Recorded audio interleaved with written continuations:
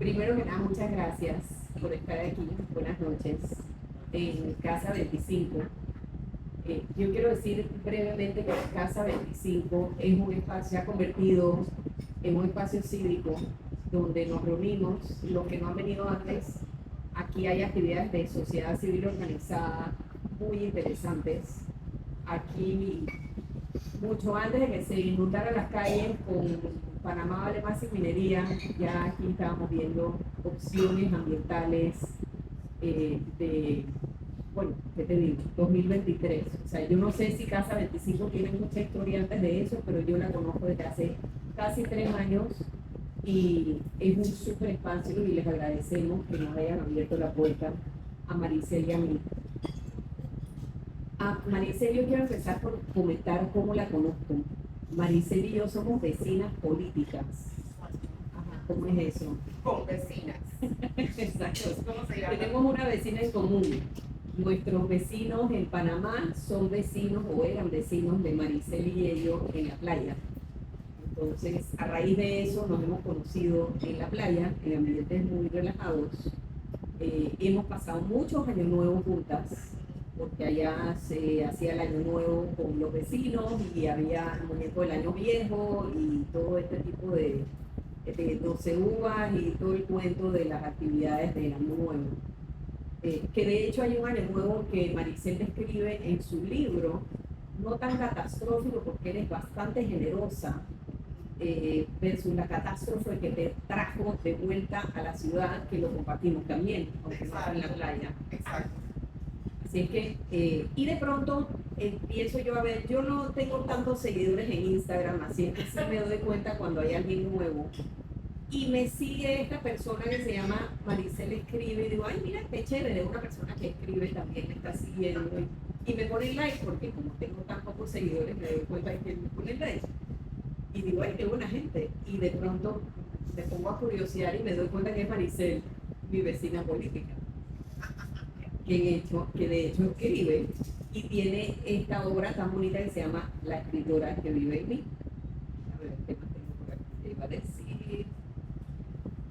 Y bueno, Maricel escribió, publicó en 2025 igual que yo. Y hay algo que me ha llamado la atención desde que publicamos. Y es que yo siento que los escritores panameños estamos como todos desperdigados por ahí. Podríamos estar haciendo actividades en común. Y por eso me le acerqué a Maricel, que ya conozco muy bien, y le dije, oye, vamos a hacer esto. Y dijimos enero y aquí estamos. Se hizo. Voy a describirles brevemente la obra de Maricel. Y sí puedo leer. Gracias, Jonas. Otra vez. Y luego vamos a permitir que Maricel haga su parte y entramos en conversatorio. Querido lector, prepárate para sentir que estás sentado en la sala de la casa de Maricel. Acomódate bien y escúchala echarte un cuento. Perdón, procede a leer. Y es que la obra de Maricel habla. Es una tertulia a cotorreo, con una amiga que sabe de todo un poco. No, corrijo, son 3 amigas que saben de todo un poco. Y a menudo expresan pensamientos que ya han pasado por tu mente, pero no habías verbalizado de esa manera. Advertencia: la lectura te hará reír, te vas a identificar con lo que lees y te va a dejar con ganas de continuar la conversación, ya sea para comentar que lo mismo que ella te está contando lo viviste tal cual, o para preguntar cómo siguió la cosa. Como por ejemplo, en Y llegó la Navidad, cuando Maricel escribe, voy minimalista este 2024, rompiendo esquemas, ya les contaré si puedo resistir. Yo quiero soltar el libro y preguntarle, dime si resististe.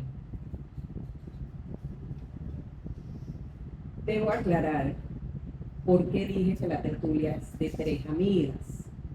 Y es que desde el inicio del libro, la propia autora explica, a través de una conversación entre estas tres facetas que ha decidido compartir con el mundo lector, que sus escritos tienen tres orígenes.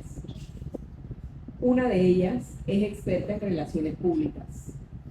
Es capaz de recitar las reglas de protocolo mientras duerme y destaca comentarios despiadados que nos hacen aprender de los errores de las casas reales europeas. Y hasta se adentra en la política para expresar su decepción ante el comportamiento de cierto secretario de Estado recién estrenado en la Casa Blanca. La otra, la más presente, es escritora. Explora este talento con comentarios que te sacan la carcajada, como cuando en Los colores del arco iris no son suficientes, habla de su plan para dar rienda suelta a sus ganas. Y otra vez, tuve ganas de llamarla porque solo entonces descubrí que más o menos para la misma fecha tomamos la misma decisión. Sin haber conversado. Así mismo es, y aquí estamos con las raíces Las canas afuera. a flor de piel. Oigan cómo se refiere a las canas, que aparecen inexorablemente, más puntuales que niños en la fila de las empanadas a la hora del recreo. ¿A quién se le ocurre algo así? La tercera faceta mezcla son, sabor y nostalgia.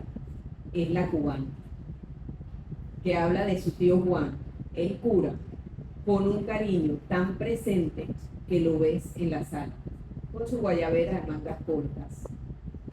Esta cubana será dulce, pero no es ajena a expresiones como parece guajira con cartera nueva. Y dejen de voltear los ojos, que se van a quedar vistas. Cuando irrumpe en escena, y eso fue justo después de que la relacionista pública preguntara si podía pensarlo antes de que invitaran a la cubana. Cuando yo empecé a leer este libro, inmediatamente llamé a una amiga que tiene tiempo coqueteando con la idea de publicar lo que escribe. Le dije, tienes que ir ya al Hombre de la Mancha y tienes que comprarte este libro que se llama La escritora que vive en mí. Porque Maricel te enseña que está bien compartir todo lo que estás pensando, porque al final es interesante y te identificas, y es así de sencillo.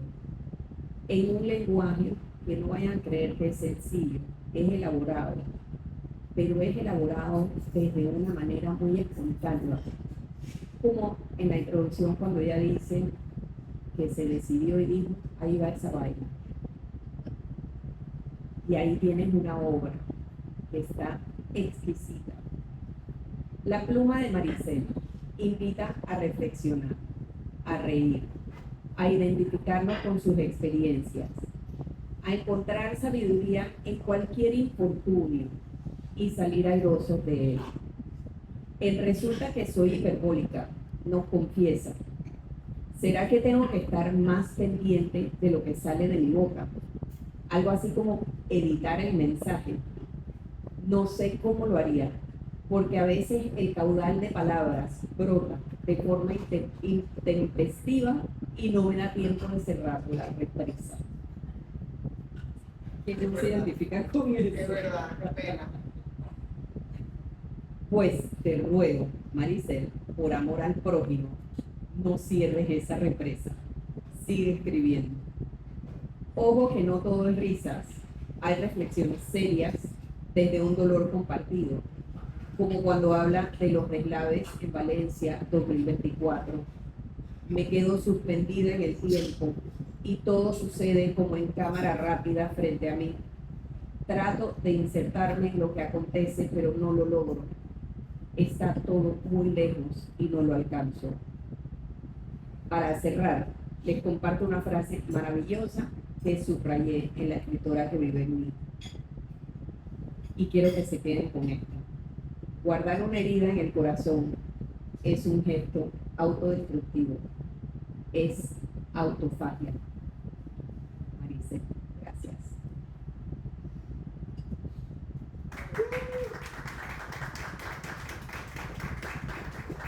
O sea, yo estoy como colorada de la pena.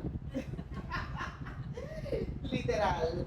O sea, qué introducción más bonita. O sea, de verdad que gracias, gracias. Me siento extremadamente honrada. De verdad que me has sabido leer muy bien. Bueno, aparte que me conoces, pero has visto la esencia de mi escribir, que en esta entrega fue totalmente orgánico, espontáneo y auténtico. Nace, yo no quería escribir un libro, pero ahora yo puedo echar ese cuento, yo no quería escribir ningún libro, yo quería, luego de tantos años de escribir para otros a nivel corporativo, era como yo quiero escribir lo mío. Y la única manera que me pude como meter en cintura fue tener un compromiso con los demás. ¿Cómo era ese compromiso con los demás? Escribir semanalmente un artículo al cual tú te puedes suscribir y te llega a tu correo. Entonces, pues bueno, las grandes masas que me siguen me están esperando mi artículo y entonces no puedo quedar mal. Y ya cuando llegan cierto punto, cierto volumen de artículos, pues yo pudiera hacer un tributo de esto. Y bueno, así es que salió la escritora que vive en mí, que es como, siento que me desnudé ante todo el mundo, manifestando que realmente soy la PR seria esta, como tú dices, que se sabe el protocolo de memoria y que escribe discursos para CEOs o lo que sea.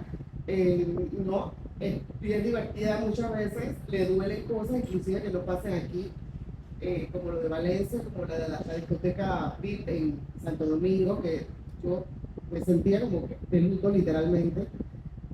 Y realmente fue muy terapéutico porque pude bajar al papel de repente muchos sentimientos, muchos temas que me agobiaban en el momento, en el día a día.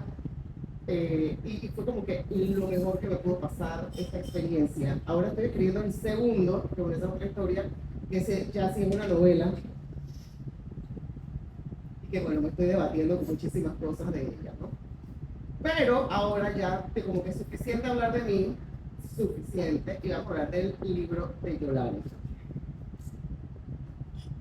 El libro de Yolanda, empezando que el lenguaje es fácil de leer en el sentido de que es agradable a la vista, ¿no? O sea, no es, hay libros que de verdad que a veces yo sin entender el por qué siento que algunos autores tratan de utilizar estas palabras rebuscadas domingueras como que tú te tienes que que aquí tengo que echar para atrás, bueno, no. Yo creo que ya pasamos esa etapa de demostrar o de que dirán o de que ahí ya usan las palabras más rimbombantes del planeta, no, eso no siento que aporte mucho la mayoría de las veces. Pero es esta historia que es brutalmente honesta en una sociedad panameña que todavía se rige muchísimo, casi todo por el que dirán, por qué pensarán los demás, qué pensará la sociedad, qué pensarán mis amigas, qué pensarán en la escuela, qué pensará la maestra, qué pensará todo el mundo. Sin embargo, pues tiene sus verdaderos trapos sucios internos y viven una existencia muy, o sea, hipócrita. O sea, yo lo vi así. Bueno, se la leyeron. Porque no quiero hacer ni que spoiler aquí, ni que. No, Ni que ay, porque, dale con todo. ni que spoiler, ni que ay, yo no me la leí. Digo, ya vemos como el tema de quién fue la persona real detrás del secuestro de Matilde, ¿no? Y cómo para muchas personas, más de las que uno cree, la ganancia económica o las mieles del poder o las relaciones en ciertos niveles pesa mucho más a veces que la familia. Entonces, yo me sentí recontra identificada en los lugares y las costumbres. O sea, para una persona de mi edad, yo no sé si mi hijo que está atrás, que tiene 26 años, le suelen muchas cosas de las que están aquí, pero las personas, no voy a decir mi edad, no lo voy a decir, pero No lo voy a decir. no lo voy a decir, Yolanda es levemente más joven que yo, entonces para personas más jóvenes de repente no les va a hacer sentido muchas de las costumbres o mucho de lo que pasa aquí. Pero yo me zambullí y me sumergí como en un mundo de mi adolescencia y de mi niñez y de las costumbres. Las costumbres hace tiempo, vamos a misa y a comer el domingo. Esa era una costumbre básica de cualquier familia panameña. 98.3% de las familias panameñas hacían eso los domingos. Me gustó muchísimo y que Yorani lo manejó con mucha maestría el tema de no irte por el camino obvio. No hay nada peor en un libro, en una película, en una serie, que tú en el primer capítulo ya tú sepas cómo va a terminar, o por dónde va a ir la cosa, o quién es el malo y quién es el bueno. O sea, es como, no me dejaste pensar ni un poquito. Yo pensé mucho en tu libro, o sea, pensé en el sentido de que, pero espérate, ¿y quién es? ¿Para dónde va? Y no sé qué. Y, por ejemplo, el final del libro, para finalizar el libro, yo me había hecho en mi mente la idea de que ella iba a regresar a su refugio como activista ambiental, como en una ONG. O sea, no es que iba a regresar a vivir en la miseria que vivió, pero que iba a regresar a transformar ese mundo que la acogió durante esos años. Yo estaba convencida que ese era el final de Matilde. Convencidísima. Entonces resulta que fue todo lo contrario. Y dije, wow, me sorprendió. Sí, de cómo llegó a ella. Exacto. Ajá. Entonces, sí, o sea, el tema de la sorpresa con la aparición de Casiana, de la hermana, y las dudas alrededor de ella, con la hermana, pues, entre comillas, las dudas alrededor de ella de qué es lo que quiere, ¿no? ¿Cuál es lo que está detrás de sus intenciones? Porque hasta ahora es que ella tenía que buscar, ¿no? Entonces, yo también lo pensé, yo aquí viene un chantaje total, aquí viene, y encima súmale la secta. Súmale la secta. O sea, tras que la cosa no era complicada, se suma la secta. Que ya tenía como digo yo, ya tenía su cocoa de su personaje originario, de su fundador. Como todo fundador de secta, es una persona iluminada, escogida, con una historia difícilmente comprobable de sus antepasados, de su procedencia, de su formación. Entonces reunía todas las características del líder de secta. Y bueno, al final si tú te pones a ver, tú vas descubriendo poco a poco estas personas quienes vienen siendo, qué rol juegan en la historia. Yo estuve muy feliz por Tilde. O sea, Tilde, empezando para mí, el Tilde a mí me chocaba el nombre. En verdad, o sea, de verdad, honestamente. Porque, ¿qué pasa? A una Matilde tú le dices Mati. O sea, en mi cabeza, yo dije, ¿quién le dice Tilde a la mano? Entonces yo dije, claro, esto es súper simbólico. Claro, qué brutal yo, o sea, esto es súper simbólico porque la tilde, la tilde es como una, no es una rareza, pero sí lo es. Pero la tilde en nuestro idioma enfatiza. Entonces ella era una persona que venía a poner el énfasis. Eso no era lo que se le había ocurrido. Pero después yo la entendí después porque, o sea, ella era una persona y luego con su comportamiento ya lo demuestra, no era común. Ella no era una persona común, o sea, no todas las palabras de tilde. Entonces, o sea, si tú te pones a ver, en las palabras solo puede haber una tilde. Las palabras que tienen tilde se puede tener una, no puede tener cuatro. Entonces, yo dije, wow, ella es muy singular y modifica, porque la tilde modifica cómo tú pronuncias la palabra. Entonces, ahora ya entiendo por qué ella le puso tilde, pero quiero que sepas que yo estaba un poquito, ¿por qué? Entonces dije, bueno, no encaja la tilde. Claro, la palabra no lleva tilde. Ah, no, claro, ella no encaja. Pero es que quiero que sepas que esto que les estoy diciendo ahorita es bien difícil de lograr. O sea, cuando un título tú lo lees y dices que ay, no sé qué, ajá. O sea, es como que ya lo entendí, ya no me hace pensar es el peor título de la historia. O sea, ya una novela, desde el título yo haga mi propia lucha mental en qué significa y por qué la niña se llama Tilde y no Mati. Entonces, yo dije, o sea, lo logró, porque ya tú quedas con las ganas de leer, es lo que le pasa a esta mujer. Espérate, vamos a echar un paso más para atrás. Tu cuenta de Instagram se llama Yolani sin S. Ajá, yo asumo, dije, Yolani le tienen que decir Yolani todos los días, 3 veces al día, igual que ahí me dice Maricel, Maricel con S, Maricel de Z, Maricel con X, o sea, allá va, pero me encantó, me pareció súper creativo, y nunca, pero ahora yo que estábamos ahí, como dice Yolani, ¿por qué tú le pusiste así? La necesita estar harta, que le diga Yolani. Sí. Repíteme. Por favor. Agregar. Desahógate.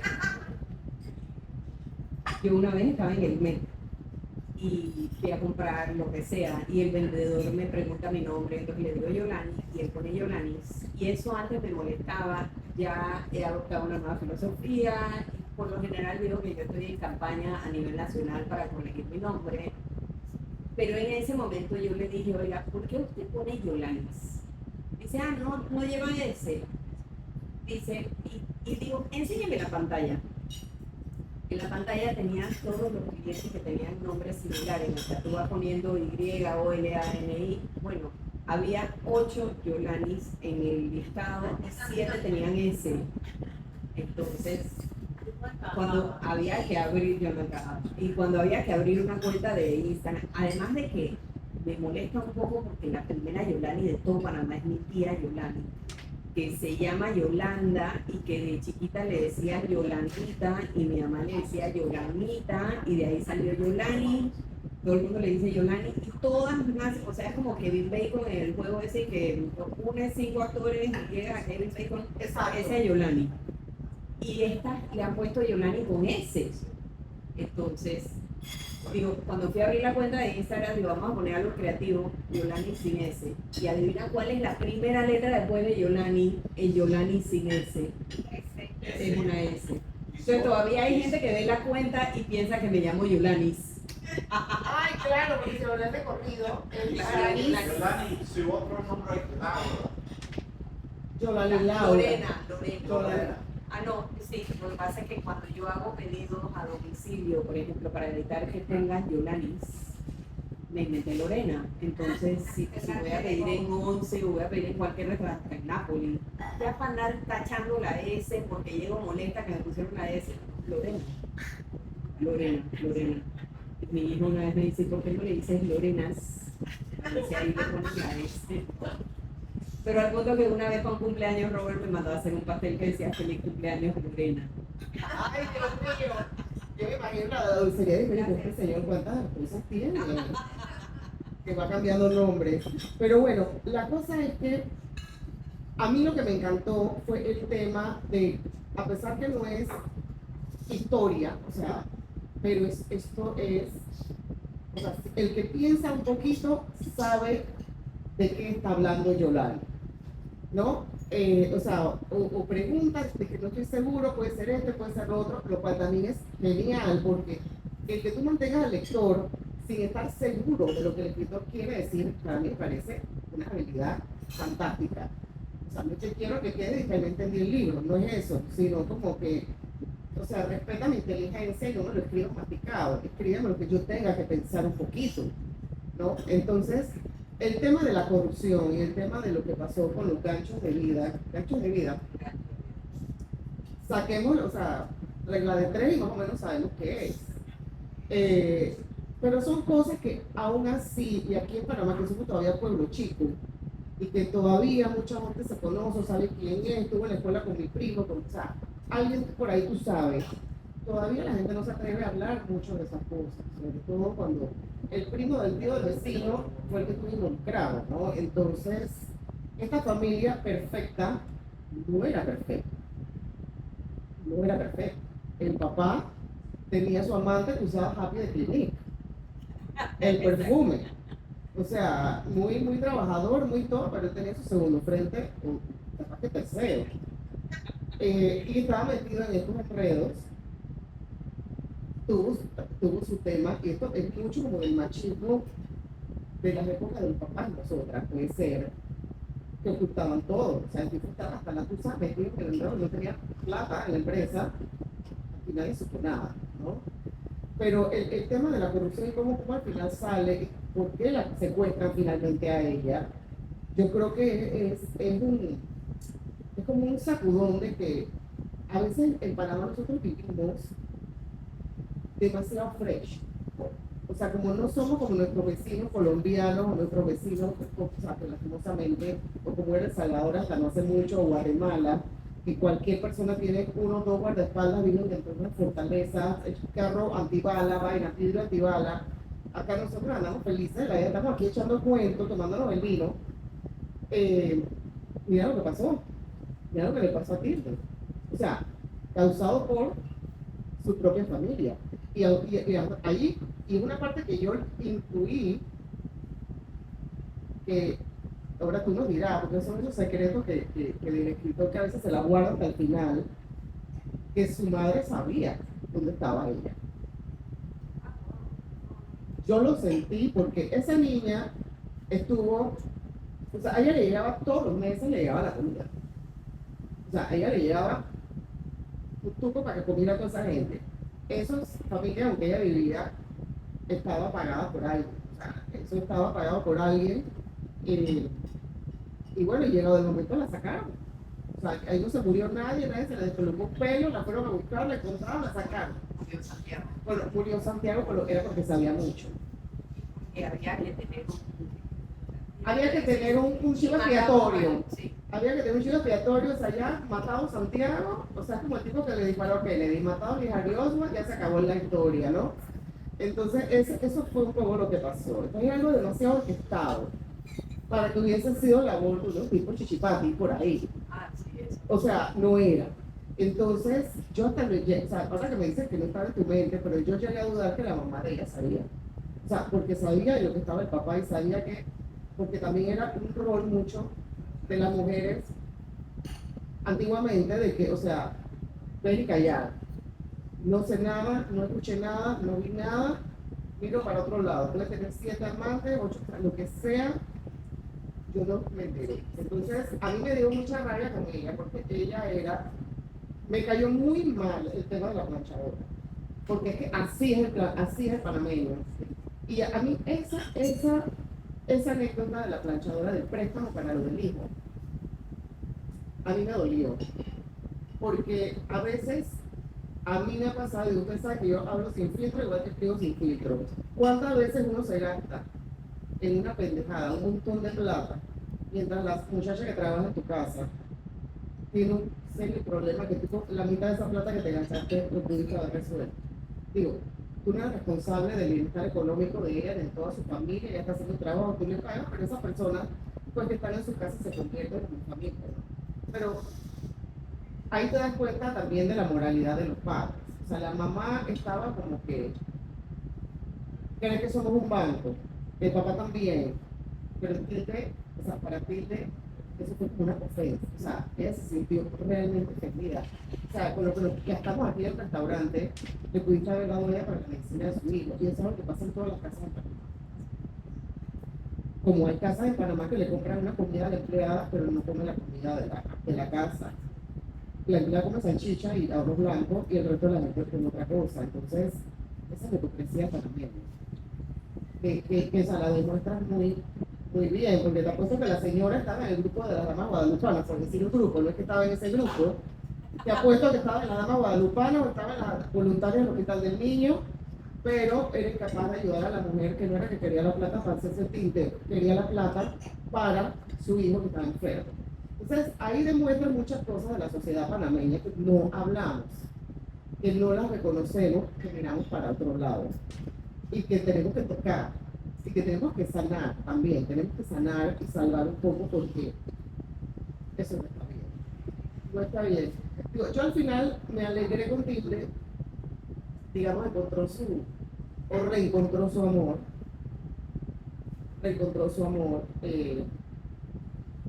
y siento yo que fue feliz, pero yo siento igual, y no sé ahora tú como autora, y mamá de Tilde, porque o sea, salió de ti. Ella, o sea, lo que ella vivió es algo que no puedes superar en la vida. O sea, yo pienso. Por más que tú tengas carrera, te casaste, feliz, lo que sea, no lo puedes superar. Y eso siempre va a estar aquí y va a ser la cinta métrica de tu actuar y de tu percepción de los demás. Cuéntanos un poquito de ese final de ella ya como adulta. Después echamos para atrás de nuevo. Ese es Maricel, o sea, así mismito la leen en su libro, exactamente así, esa es Maricel. O sea, si quieres escuchar más de esa espontaneidad y ese sin filtro, aquí está. Definitivamente tiene que haber quedado muy marcada. Era la única manera que se me ocurría a mí de agarrar a una persona y sacarla, había que sacar a esta persona. O sea, para mí la intención del libro es hacer una radiografía de nosotros como sociedad. Yo no tengo soluciones, esto lo comenté en el lanzamiento del libro, yo no sé cuál es la solución. Definitivamente, ojalá nos enfocáramos en encontrar una solución, en acercarnos un poco más. Pero lo que sí quiero es, miremos esto de frente. Y no es solo Panamá. Originalmente, cuando empecé a escribir la novela, no había decidido dónde ubicarla, no había decidido si iba a ser en Panamá o iba a ser un Macondo, un lugar genérico que podía ser, porque todo esto fue inspirado por el hecho de que en toda Latinoamérica tenemos sociedades muy similares, donde tú puedes vivir en una burbujita, como vimos nosotros en México, que vivíamos en la burbujita llamada Polanco. Yo me burlaba y decía, esta burbujita que a veces llueve afuera y acá no llueve. Pero obviamente eso era el simbolismo de que aquí tú, o sea, en Polanco tú dejas tu cartera en un perchero y no, en ningún momento se te ocurre que alguien va a entrar y se va a llevar tu cartera. Pero no puedes hacer eso en cualquier otro sitio de México. Y no es tanto el tema de la seguridad como el tema de la desigualdad, o sea, de cómo en una misma ciudad conviven personas en situaciones tan extremas y más allá de la ciudad en un mismo país. Por eso la única manera de encontrar aquello era sacrificar 7 años de la vida de Tilde, porque no podía ser un par de semanitas, tenía que ser algo que ella se fuera niña y que volviera adolescente. Y fue casual que volviera adolescente, pero qué buena casualidad porque uno es lo más rebelde de su vida durante su adolescencia. Entonces era una etapa perfecta, oportuna para que ella volviera y se revelara. Hablaste del amor que reencontró. Para mí Memo fue súper especial, fue muy espontáneo, no estaba planeado. O sea, de pronto digo, ¿por qué no llega un peladito y le empieza a tirar los perros? Vamos a agarrar al man ese que vio la vez pasada allá en la Inmaculada y que la llame de la nada. Y de pronto se forma esta relación que era muy importante también para ella, porque ella cuando sentía que no tenía asidero en esta realidad que no quería aceptar, Memo la ayudó fue como su dron, o sea, como a tocar tierra. Tranquila, no eres única, esta es una experiencia, obvio, tu experiencia es única, pero se puede, se sobrevive, ¿no? Y después hubo un momento en que Memo se tenía que ir. Y yo quería comentarlo aquí, donde ya la mayoría hemos leído el libro y los que no lo han leído, olviden lo que voy a decir a continuación. ¿Qué está pensando? Cuando yo tuve que, o sea, yo lo escribí al revés. A mí me costó tanto dejar ir a Memo que yo hice el reencuentro. O sea, primero escribí el reencuentro y no sabía si eso iba a entrar al libro. Pero para dejarlo ir yo tenía que volver a verlo, a tener esa idea de que donde cerré el reencuentro, el Teixeira, todo ese capítulo del reencuentro, entonces fue la despedida. Y la despedida, lamento que María del Socorro no haya entrado en tu corazoncito, pero María del Socorro en ese momento de la despedida, ese momento en que María del Socorro le dice a ella, yo sé exactamente lo que estás viviendo, yo cada vez que lo leía me ponía a llorar, porque es ese momento en que la hija se da cuenta de que chuleta, mi mamá vivió esta ausencia mía por 7 años y ahora me doy cuenta de cuánto pudo haberlo vivido. Yo sí quería compartir eso porque es una intimidad que no comparto muy a menudo. Bueno, es un espacio para hablar ya de lo ya escrito, ¿no? Rafael Pérez, yo me imagino que es el sospechoso número uno cuando uno lo está leyendo y se da cuenta de este personaje que realmente, o sea, te das cuenta de que el tipo, la moral, la ve como una masilla, ¿no? Él le da la forma que requiera, pero al final del día, él es un jugador más. O sea, él después descubres que, ¿no? Él estaba en casa y Estaba en casa el problema. Sí. O sea, es el tema de la necesidad de la sociedad. Así mismo es. Y de cuando le damos la importancia al dinero, a la riqueza, al estatus, tipo se iba a jugar golf todos los fines de semana y volvía oliendo a protector solar y happy de clinic. Cambiemos un poquito de tema y volvamos a la escritora que vive en mí. Yo quiero saber de los escritos que tú seleccionaste, porque estás diciendo que semanalmente te dedicaste a escribir. ¿Qué se quedó por fuera que te hubiera gustado compartir? Dios mío. Es que yo he seguido escribiendo todas las semanas y el blog se sigue publicando independientemente del nuevo libro, por decirlo así, ¿no? Y de verdad que a gente me ha preguntado, oye, pero ¿cómo encuentras temas para todas las semanas? ¿Sientes que te vas a quedar sin tema? Man, yo tengo semanas para la cantidad de temas, o sea, no tengo semanas. Y a veces he optado por escribir en la cuenta de Instagram un escrito relativamente corto de un tema, porque esto, bueno, o sea, o es algo muy puntual o de tiempo que está pasando, no puedo esperar el siguiente escrito, así que bueno, se fue por Instagram. Yo pienso que, como yo les conté, para mí este libro fue súper terapéutico. Sí, bueno, no está en orden cronológico, en la página web sí está en orden cronológico. Yo me doy cuenta el cambio radical que hice y siento que al principio dediqué mucho a cosas materiales, pero era como darle vida a cosas inanimadas. A mí me encanta escribir eso, o sea, yo de repente estoy viendo esta mesa y esta mesa me dice algo y yo tengo que escribir una historia de la mesa. Pero yo luego me di cuenta que era para no hablar de mí. Entonces eran como barreras para no escribir de mis sentimientos. Entonces siento que fue un chip bien fuerte como de escribir corporativamente a escribir, olvídate de lo racional, aquí vamos a escribir de emociones. O sea, fue un chip bien fuerte hacerlo y lo logro ya avanzando el libro. O sea, siento yo que empiezo a hablar de mí, que hablo de mi mamá, que hablo de no sé qué, de mi tío, de los mamás, todo el enredo. Y siento que pude haber escrito, o sea, el libro pudo haber sido el doble gordo. El tema es que, honestamente, era de que, pero espérate, yo quisiera sacar en la carrera del libro, que se fue así.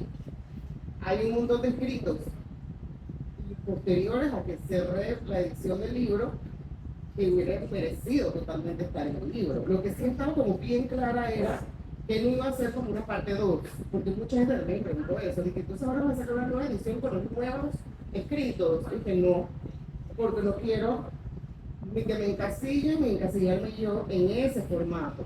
Este formato fue muy puntual, porque yo, en mi meta de año nuevo era que este año yo voy a la feria del libro, aunque sea arrastrándome, y arrastrándome llegué literalmente, casi no llega. El libro casi no llega, pero llegué. Entonces, no es que no tenga valor, obviamente lo tiene, pero o sea, surgió a partir de la columna cuando ni siquiera yo pensaba escribir el libro. Hay otras columnas que hubieran merecido 100% estar ahí. Pero bueno, fueron posteriores. También, obviamente, yo me sentía como que estaba haciendo tramposa en escribir solamente columnas que ya hubiera publicado en la web, porque la gente dirá, qué fresca, sabe que esta manera agarras la web y allá va esa vaina y son libros y para adelante. Y yo dije, no. Entonces, viendo con mi editora, Julieta Ledesma, a la que amo con loca pasión, ella, no, claro, tenemos que meter artículos inéditos. Entonces, ahí sí agarré y empecé a escribir como para balancear un poco los temas. Pero bueno, la que está hoy, la que Maricel de hoy, no es la misma Maricel que cerró el libro, cuando fue imprenta. Entonces, hubiesen estado de repente artículos más emotivos, más del sentimiento. Pero permíteme, sí hay, pienso que no te hace justicia, porque hacer un relato sobre una maleta y darle voz a una maleta abandonada, eso habla de ti, y habla bien de ti. O sea, a pesar de que te estés enfocando en un objeto inanimado, estás revelando tu esencia.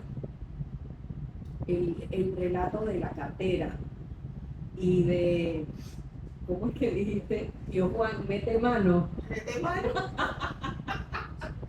No, es que la Mete expresión, mano. o sea, y es una instrucción, o sea, mete mano, tío Juan, y ahí apareció la cartera con todos sus contenidos.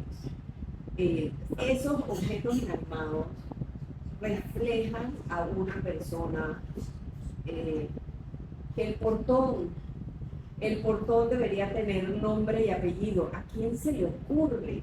¿Por qué viene esto? Porque en algún momento habla de que para abrir el portón de la casa grabó el número en su celular y se llama portón, y de pronto hizo una reflexión y dijo, oye, pero este portón tiene personalidad, merece tener nombre y apellido. Mantiene el teléfono. Entonces sí, definitivamente, a pesar de que dé esa impresión, para nada. ¿No? Y si quiero agregar, todavía quiero saber cómo te fue en 2024. ¿Lograste resistir o cómo te fue con las compras?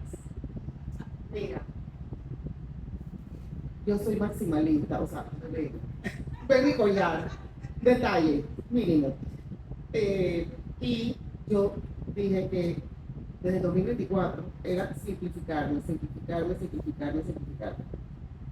Y me lo propuse. Y entonces hay una cosa también que tiene la escritura, es como cuando tú lo escribes, como que es verdad. O sea, es como que está dicho, así es. Y les tengo que decir que no tengo carro, yo vendí mi carro porque yo no quiero tener carro. Si yo tengo que moverme, me muevo en Uber, o alguien me lleva, o pido el carro para uno de mis hijos, o lo que sea. Entonces, esto ha sido una revolución, o sea, haber escrito el libro, esto para ti también tiene que haber sido, ha sido una revolución también en descubrir muchas cosas de mí misma. Y una de esas era esa, y que yo necesitaba cortar sobrantes. Llámese en actividades, llámese en gente, que de repente uno tiene relaciones con personas o con círculos, porque toda la vida somos amigas del kinder, entonces como yo no voy a perder, no voy a reunir más con mis amigas de kinder. Pero sabes que si no me provoca reunirme con mis amigas de kinder, pero, o sea, no pasa nada. Pero vaya, uno mismo se impone muchísimas reglas, muchísimos compromisos que no vienen al caso. Entonces, por el que dirán, como vivía María Socorro, volviendo a ella, yo le tenía cierta aprehensión porque ella, no, o sea, a pesar que sí, o sea, yo no te digo que no le dolió que su hija se la llevara, o sea, obviamente le dolió, pero ella cuando esa niña llegó, le dije, ¿qué hago con esto? O sea, esta tipa hay que llevarla a que le corten el pelo, que está llena de piojo, hay que llevarla a Felipe Maduro, hay que llevarla a la ginecóloga, o sea, ella cuando la lleva a la ginecóloga, a mí me molestó mucho de que lo primero que la ginecóloga le dijo, pero tiene que haber sido, porque ella le preguntó, era que nada había pasado por ahí. Porque, o sea, si no ya la chiquilla iba, o sea, pienso yo, en su cabeza, en una mujer de ese tiempo, ya la niña iba a hacer damage goods. O sea, entonces yo tengo que saber si pasó algo por ahí, o sea, pero la niña tiene alguna enfermedad, una infección, le pegaron, yo no sé, una virus, papiloma humano, o sea, yo no sé. Pero ella lo que quería saber era si la niña era virgen. ¿Qué digo? Yo también lo quisiera saber. Obviamente mi hija, o sea, yo no sé qué le pasó, yo no sé, la violaron 17,000 personas, no lo sé, pero o sea, está sana. O sea, yo creo que era la primera preocupación de la mamá. ¿Quién soy yo? Entonces, ella no sabía qué hacer con este ser, no sabía cómo manejarlo. Yo esta noche me voy a disculpar con María del Socorro. Ella no sabía qué hacer y digo, obviamente, pienso yo que hay que ponerse en los zapatos de ella. O sea, ella, me imagino que su principal preocupación era qué le voy a decir a mis amigas, qué voy a decir cuando la gente la quiera venir a ver. No sé qué hacer, o sea, ella no, yo sentía que ella era, o sea, ¿qué hago? Vaya, no te digo que la desamparó, o sea, la llevó, o sea, la ayudó, la llevó, la metió en la escuela de nuevo, o sea, ella hizo su labor de madre que le tocaba hacer, pero de que ella ha sido un soporte emocional para su hija, no lo fue. No lo supo hacer, pero pongámonos en los zapatos de ella. Ella no tenía las herramientas, o sea, ella tenía, primero, ella era el bicho raro que le había secuestrado a la hija, o sea, en la sociedad, o sea, porque eso era, yo me imagino todas las habladurías, yo creo que ella no dormía, o sea, yo me la imagino, ella no dormía pensando qué decían de ellos, que le habían secuestrado a la hija. Y yo estoy segura que ella sabía todas las performances del tipo, del marido, en su negocio y todo lo demás. Por eso yo siempre pensé que ella sospechaba algo, ella sabía algo de dónde estaba. Pero hay que ponerse, o sea, ella actuó con las herramientas que ella tenía a mano, y con la educación que ella tenía, y con lo que se esperaba de ella, porque eso es lo que se espera de una señora de sociedad, etcétera, etcétera, etcétera. Pero sí, me dolió mucho porque no le dio a la hija. La empleada se lo dio. La empleada sí se lo dio. Sí, pero fíjate bueno, yo no la veo así. Pero igual. La impresión que tengo yo es que María del Socorro se encuentra, o sea, para ella fue muy difícil el contraste entre aquella niña que la seguía a todas partes y mami, ¿para dónde vamos? Porque así son las niñas chiquitas, mami, yo te acompaño, y esta adolescente que no se sabía expresar, que definitivamente guarda un secreto que no sabe compartir, porque eso es un problema grave que tiene Tilde y que por eso Memo era tan importante, porque ella necesitaba tener a alguien con quien compartir esto que sentía que más nadie le iba a entender. Y María del Socorro pues se enfrenta a esta adolescente que cada vez que María del Socorro dice algo sale mal. O sea, incluso hay una escena donde la propia Tilde va y le responde y suena peor de lo que ella quiso que sonara. O sea, hay una dinámica entre madre e hija que se quebró, que es muy difícil de recuperar. Y al mismo tiempo es alguien que le cuesta mucho adaptarse a esta nueva vida donde la hija está, porque si te das cuenta, todo lo que hace ella es tratar de llenar vacíos. La decisión hay que comprarle ropa. Ay, ¿qué más podemos hacer? Ay, vamos a llevarla al salón. Ay, ¿qué más? La ginecóloga. Y después, entonces, ya cuando hizo todo, y ya fue donde el psicólogo, entonces vamos a volver a decorarle la habitación, porque esa habitación está muy infantil. O sea, ella trata de llenar un vacío de un tiempo que ella había dedicado a la angustia de buscarla, de sufrirla, y ese vacío no se logra llenar porque la propia relación con la hija no se consolida, y definitivamente Tilde tiene una relación con Abigail, la muchacha de la casa, mucho más cálida. Y también se refleja, por ejemplo, cuando Tilde llega a la casa, que ella no se siente cómoda en la habitación. Y todas las noches se acuesta en su habitación, pero despierta en un lugar diferente. La primera noche despierta con la cama de los papás, después despierta por allá por donde había ir. Pero fíjate que hay una noche que ella sale y conscientemente va a buscar la habitación de la empleada. Yo detesto decir esa palabra porque todos somos empleados, todos los que trabajamos. Pero lo quiero decir porque genera este contraste. O sea, la niña que acaba de llegar a casa de sus papás se siente más cómoda allá abajo donde no hay aire acondicionado y le sale huyendo al aire acondicionado en esa escena. Entonces, bueno, María del Socorro, fíjate que hay un contraste también que yo no lo había pensado hasta hace poco. cuando el libro inicia desde la perspectiva de María del Socorro. De hecho, el primer nombre que se menciona es el de María del Socorro. Y el resto del libro es sobre Trilde. Entonces, ahí yo no sé si eso es una figura literaria, si fue eso, simplemente sucedió. Que inicia identificándote con la mamá y esa ausencia y ese trayecto a ir a buscar a tu hija y saber si está viva, si no está viva, y esa ansiedad, y después el resto del libro vas a verla desde otros ojos, ya no la ves desde su propia situación, sino desde la situación de la hija que regresó. Entonces, pero no lo había pensado así, la verdad que me siento que no le he hecho justicia a esta madre.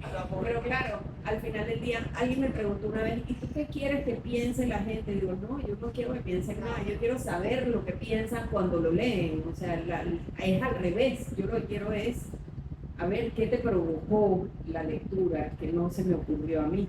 Y eso es algo que no se me había ocurrido. Yo la sentí muy fría, ¿no? Y que el nombre era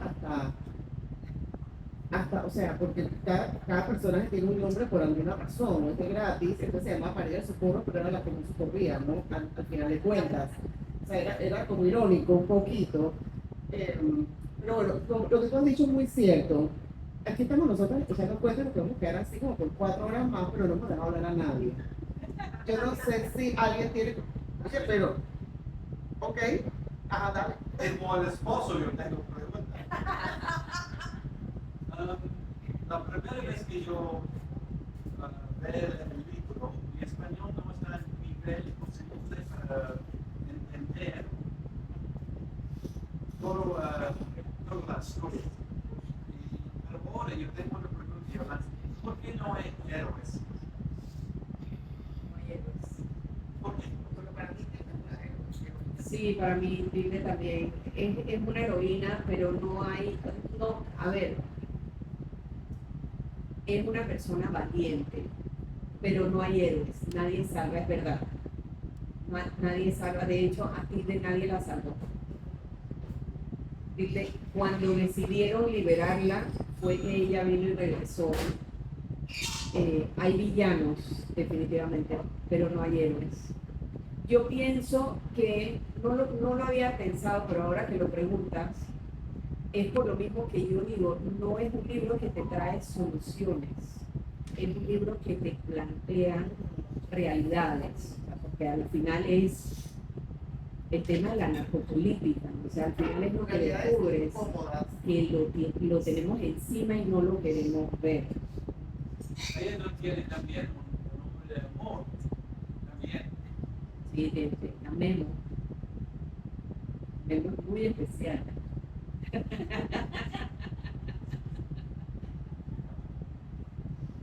Yo quisiera descifrar el libro, que es romántico por el lado del amor de Memo, que es profundamente social por la situación de Tilde, el secuestro y después es político por el padre de Tilde, es criminológico por la situación de criminalidad en que se encontraba él también. En general es multifacético, es multidisciplinario. ¿Tú cómo lo descifrarías en una palabra, en todo de política, de romanticismo, ¿cómo lo descifrarías? Novela contemporánea. Maricel, los libros que has escrito, no sé si pudieses hacer una lista muy cortita de libros que más consideras que son nacimientos, que son la expresión más íntima de ti, y este en particular o los otros, ¿cuál de todos ellos consideras que es el más tuyo? Bueno, este es el 21. Este mismo. Este es el que es. Esta es la respuesta, no mentira. En verdad, este significa muchas cosas, porque luego de haber escrito muchísimos años, bueno, que sigo escribiendo porque sigo trabajando como en relaciones públicas, escribir para otros, escribir objetivamente. Bueno, en relaciones públicas nada es objetivo tampoco, pero vaya, corporativamente, por decirlo así, logré escribir lo que yo sentía y lo que yo pensaba y lo que ven mis ojos. Y por eso es que te encuentras artículos tan dispares como La maleta que me odia, a El portón, porque y son cosas que de repente yo me he comido un portón y es que, coño, este portón fue testigo de tantos besos robados, fue testigo de tantos romances de gatos en la calle, o sea, de tantas cosas. O sea, dije, wow, los portones, ¿cómo ven cosas? Y así empieza mi proceso de esta pendejada. Y entonces termino escribiendo de los portones y soy feliz. Entonces, ¿qué pasa? Esta es una etapa que sigue.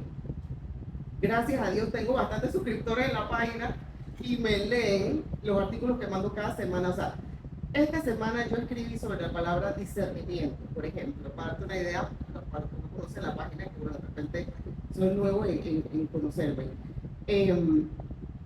Porque me entró el insomnio y la piquiña mental, que esa va a ser la habilidad que nos va a hacer sobrevivir, saber poder discernir.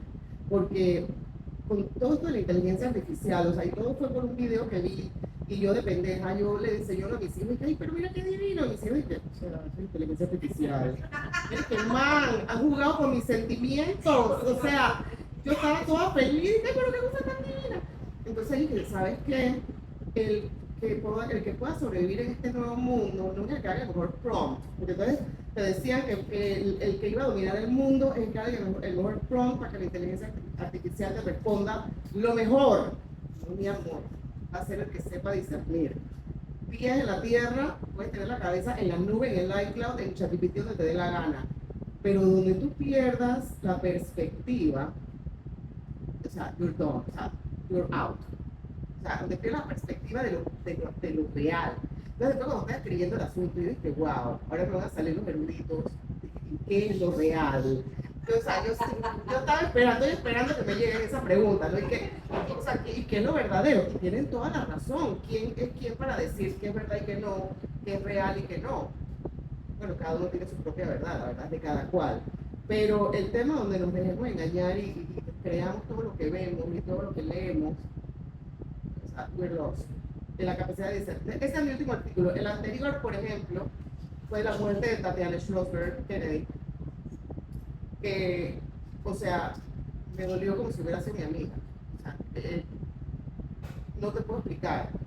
Fue escrito desde el fondo de mi, no de mi corazón, de mi intestino, fue escrito porque ella, sabiendo que iba a morir, hizo un ensayo divino que está en The New Yorker, que si lo puede leer, léalo.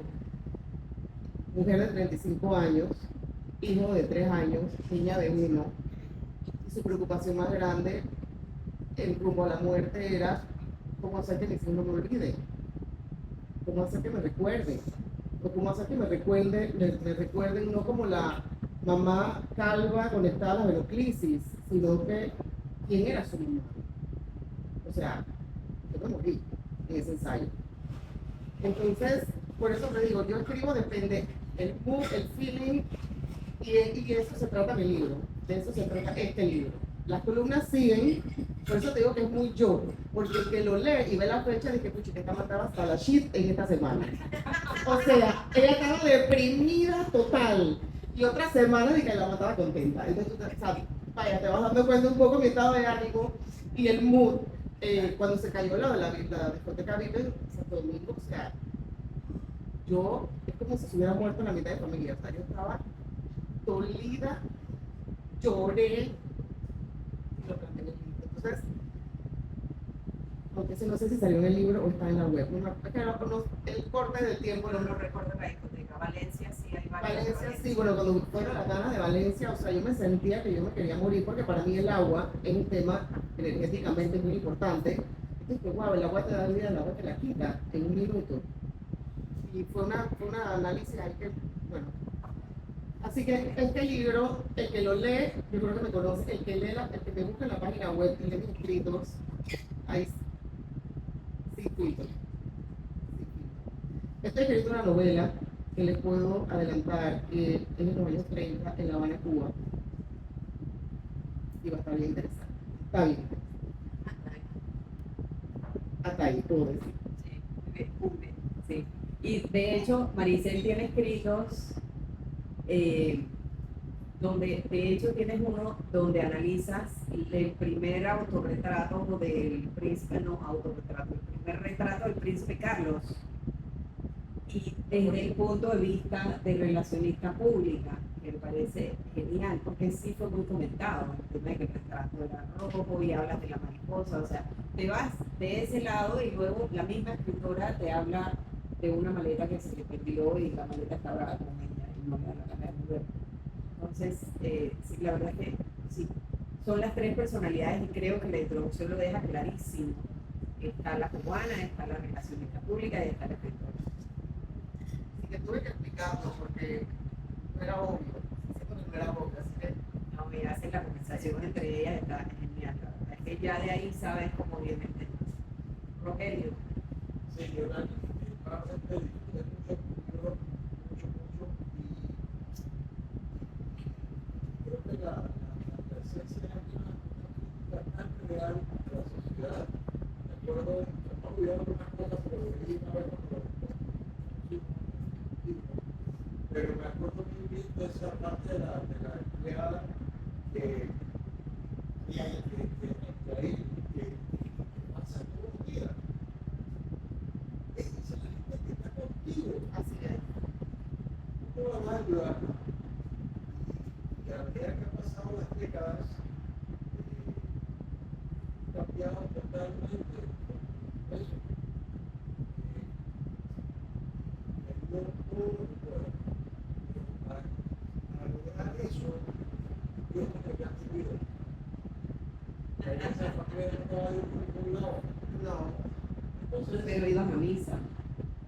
todos los domingos. Entonces, pero mi pregunta o mi comentario es, creo que lo mencioné en una ocasión, pero no me acuerdo.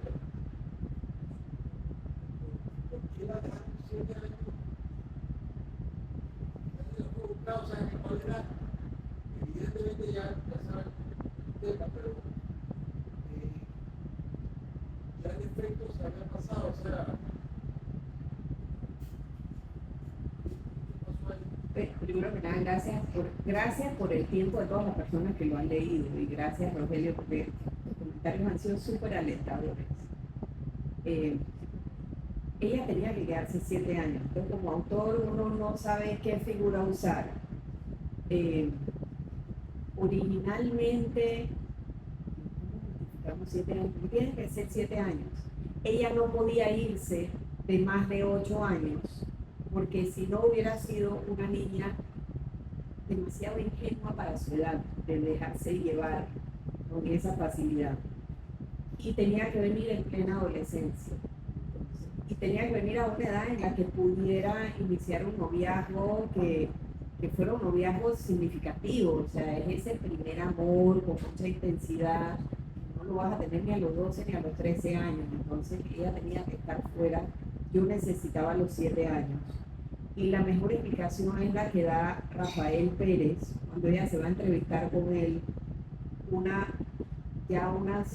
bueno, sí es una segunda vez, ¿no? Porque la primera vez fue cuando lo hizo para su tesis, y es una segunda vez donde ella dice, vamos a ver si este tiene idea de todo este entramado de los ganchos de vida y todo esto, que cómo lo dijeron. Y él le lanza la teoría de que a mí me da la impresión de que tú simplemente, el que sea que estaba encargado de pedir tu recompensa o de, se perdió interés, se interesó en otra cosa. Y si tú ves que hay un procurador corrupto que nunca perdona, porque eso es típico del narcisista corrupto, que donde se siente ofendido no te va a perdonar y sabe que te está haciendo daño, no tiene ningún interés en dejar de hacerte daño. Entonces, ese es mi asidero como autora. Pero la verdad real es que yo necesitaba los 7 años. No, sí, los 7 años están claros, pero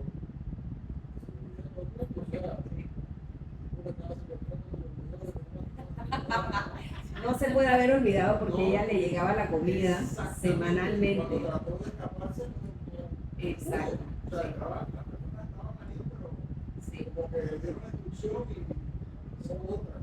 Sí. Y hay capítulos que tuve que editar, que a lo que tú decías de que uno tiene que reducir.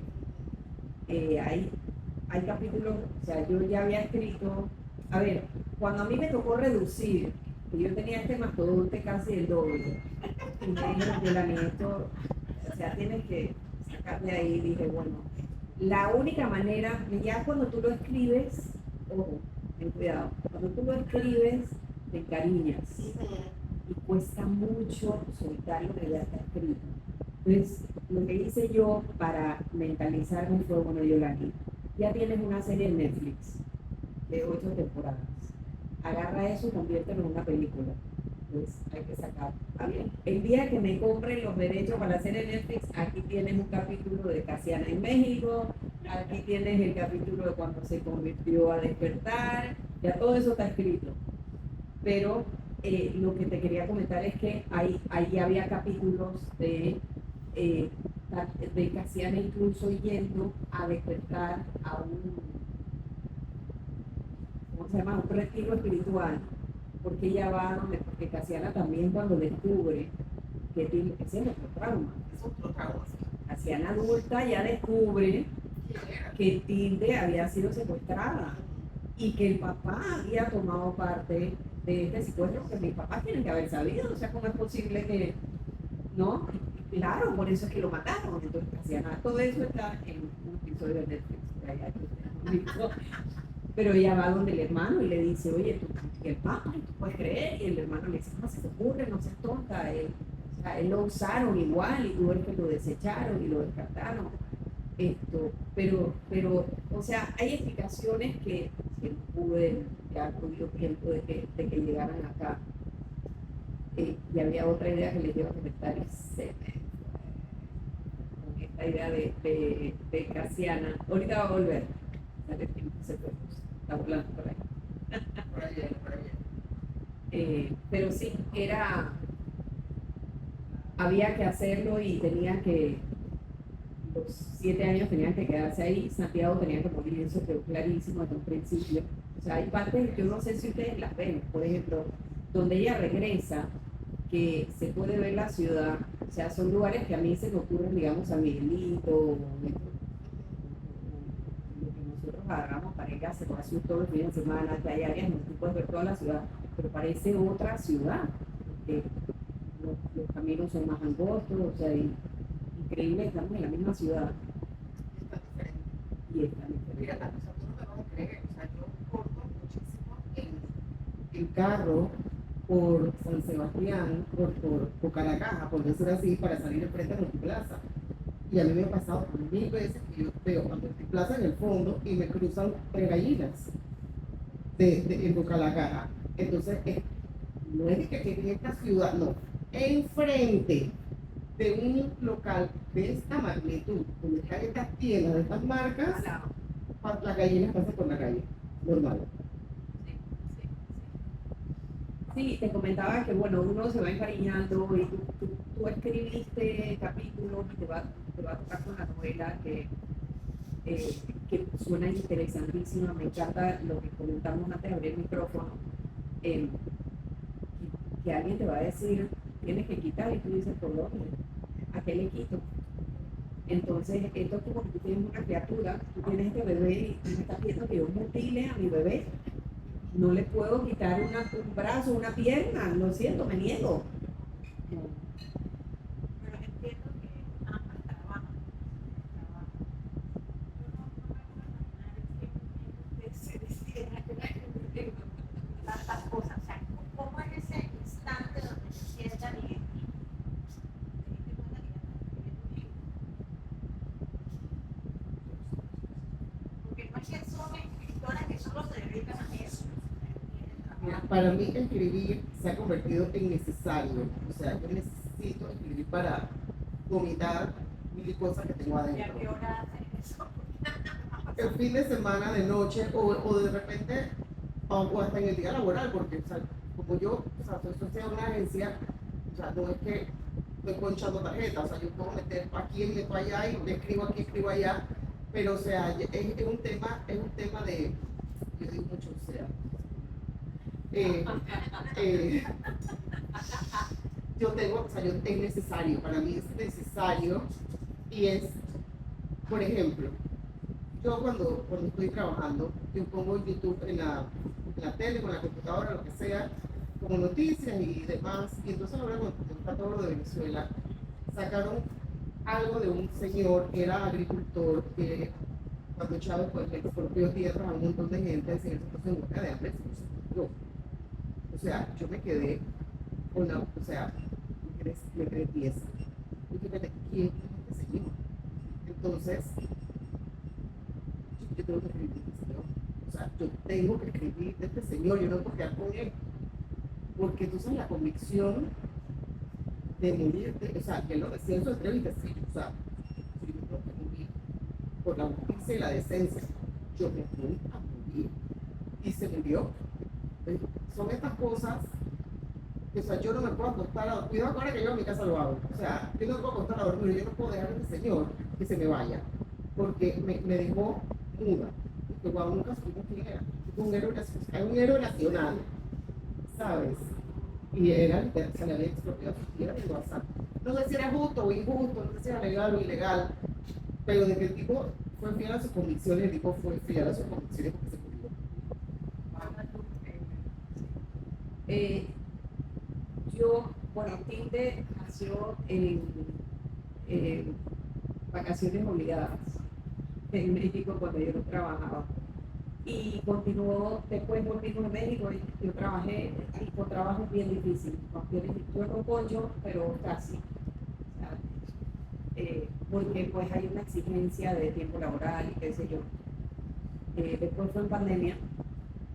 La cerré, de hecho en junio del 2020, fue cuando terminé.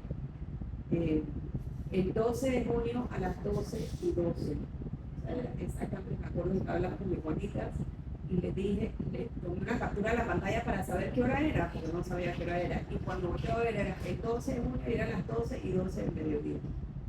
Sí, súper bien. Y después entonces, pues sí ha habido, con el trabajo me ha tocado revisarla. Por ejemplo, todas estas revisiones que tienes que hacer, que Maricel estaba comentando que escuchó a esta autora que decía, bueno, ya terminas tu libro, ahora que empieza el trabajo, porque hay que revisar, hay que revisar, hay que revisar. Y esa revisión es Eso me sacudió, me tumbó la silla, porque es totalmente cierto. Sí. ¿Crees que terminaste? Sí, sí, sí. Ahora, Así mismo es. Y eso me ha tocado hacerlo madrugada. O sea, yo descubrí que mi cerebro trabaja mejor recién me despierto, entonces lo que hago es que me despierto más temprano.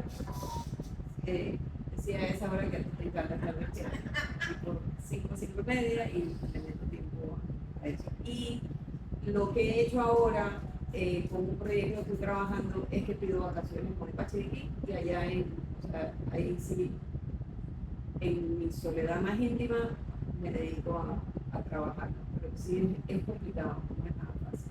O sea, y por eso hay muchos autores que eligen entonces una vida un poco más bohemia, con menos lujos, pero que se pueden dedicar de lleno entonces a su cultura. Bueno, hay que apoyarlo.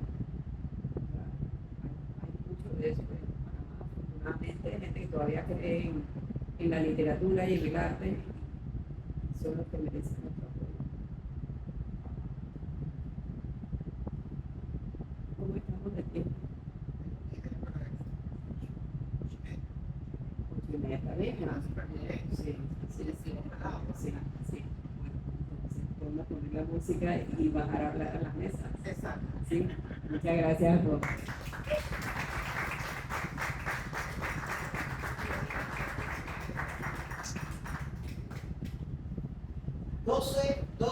12:36 la van a aparecer. Clarito. I love you. Clarito. Clarito, o sea, oye, sí,